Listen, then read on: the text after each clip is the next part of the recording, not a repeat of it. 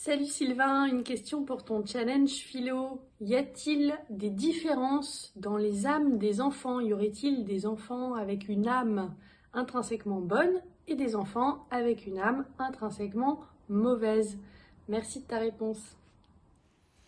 Bonjour à toutes et à tous et bienvenue pour un challenge philo numéro 80 avec une question d'une amie et néanmoins collègue, Audrey Jougla, qui me fait une question en selfie vidéo, donc je suis content, qui me demande si les enfants ont une âme bonne ou mauvaise. Alors Audrey, je ne suis ni théologien ni pédopsychiatre, je dirais simplement que l'âme on peut la définir comme une substance métaphysique, immatérielle, qui me définit en propre toute ma vie et qui survit à la destruction physique de mon corps, alors soit pour être réincarné, soit pour être jugé par un dieu ou par des dieux.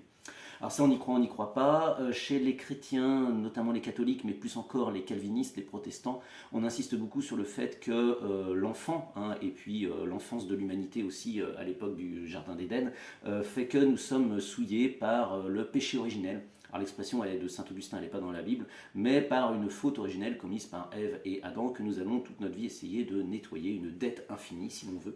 Et donc nous sommes enclins au mal, peut-être pas des diables, mais nettement enclins au mal, à faire des péchés, à commettre des péchés. Et on a moins ça par exemple dans d'autres métaphysiques, d'autres religions, comme par exemple dans l'islam, puisque dans le Coran il est dit que Adam en gros se débrouille avec son péché, avec sa faute, et puis nous avec les nôtres. C'est pas héréditaire. Et du coup, chez l'homme, il y a autant de tendance au bien que de tendance au mal. Il y aurait les deux parties et c'est à nous de faire balancer la balance du côté qu'il plaira à Dieu pour avoir la reconnaissance et le jugement de Dieu. Donc moi je serais plutôt de cet avis-là, je dirais, mais dans une perspective beaucoup plus laïque ou agnostique, en prenant âme au sens de anima, au sens antique du terme, ce qui anime, ce qui fait que je suis un être vivant et non pas un être inerte. Et en l'occurrence, à ce moment-là, l'âme de l'enfant, pour moi, c'est la nature de l'enfant, l'essence de l'enfant, disons le psychisme de l'enfant. Et Freud a fait pas mal de travaux là-dessus, même si depuis ça a été nettement dépassé, en montrant qu'en gros on a un ça et un surmoi, on a une tendance au bien, une tendance au mal, et puis en fonction de l'éducation que l'on a, évidemment c'est plus ou moins encouragé. Si toute ton éducation te dit qu'il faut penser qu'à soi, que l'important c'est de gagner, qu'on s'en fiche des autres, que la fin justifie les moyens, c'est une chose. Si on te dit qu'au contraire il faut respecter la liberté et le bien-être des autres, qu'il faut partager, qu'il faut se mettre à la place des autres, c'est évidemment un autre type d'éducation. Mais on constate que l'enfant a une petite propension à être plutôt égocentrique, voire cruel, il y en a.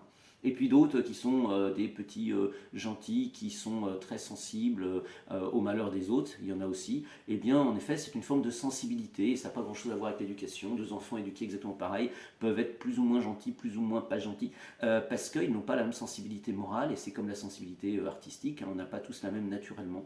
Donc moi, je serais plutôt d'accord avec ce que dit Schopenhauer sur la morale, dans le fondement de la morale justement. On ne devient pas moral en récitant comme ça Kant, et puis en disant il faut absolument respecter l'autre comme un sujet et non pas simplement comme un moyen ou comme un objet. Bon voilà, ce serait bien de le faire, que ce soit par autonomie ou par obligation, mais en réalité si on ne se met pas à la place de l'autre, je vois mal comment on peut avoir un comportement, je dirais, humain et moral.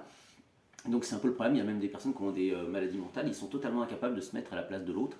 Et tant que tu ne verras pas en autrui un alter ego, c'est-à-dire vraiment un autre ego que toi-même, et que tu ne comprendras pas que pour autrui, c'est toi autrui, tu ne pourras pas avoir un comportement, je dirais, justement humain et moral, parce que tu te diras toujours que ça ne te concerne pas, puisque c'est pas toi, puisque c'est l'autre. Alors de ce point de vue-là, évidemment, je pense que la compassion, l'empathie, la pitié est quelque chose d'important et ça engage aussi justement la question de la maltraitance et de la souffrance animale parce que jusqu'où on va si le critère c'est pas que je suis un être humain, une personne, mais que je suis un être vivant et donc que je peux prendre du plaisir mais surtout aussi souffrir. D'ailleurs, c'est ce que dit aussi Schopenhauer, qui est sensible à ça.